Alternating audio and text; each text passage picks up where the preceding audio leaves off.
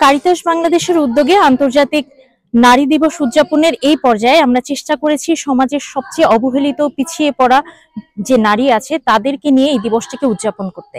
এবং এই দিবস উদযাপনে আমরা বিশেষভাবে লক্ষ্য রেখেছি যে নারীরা যে ধরনের নির্যাতনের শিকার হয়, ভ্রূণ হত্যা হয়, নারী নির্যাতনের শিকার হয়, বাল্যবিবাহের শিকার হয়, এসিড নিক্ষেপ দ্বারা আক্রান্ত হয়, এই যে গল্পগুলো আমাদের র্যালির মাধ্যমে আমরা তুলে ধরতে চেয়েছি। একই সাথে পিছিয়ে পড়া নারীদের জন্য আমরা একটি ছোট্ট ক্রীড়া প্রতিযোগিতার আয়োজন করেছি। এই ধরনের নারীরা সাধারণত কোনো জায়গায় তাদের বক্তব্য উপস্থাপন করতে পারে না, কোনো হেলদি রিক্রিয়েশন বলি, কোনো একটা ভালো খেলা বিনোদন বলি, সেখানে তারা সুযোগ পায় না। আমরা চেষ্টা করেছি এই নারী দিবসে তাদের মনের ভিতরে আরো একটু আত্মবিশ্বাস এনে দিতে এবং তাদের জন্য একটা সুন্দর আয়োজন করতে, যেন তারাও মনে করে যে তারাও স্রোতধারার অংশ, মূল স্রোতধারার অংশ, এবং তারাও পারে নিজেদেরকে প্রতিষ্ঠিত করতে, সামনের দিকে এগিয়ে নিয়ে যেতে। কি চান আসলে এই নারী দিবস উপলক্ষে?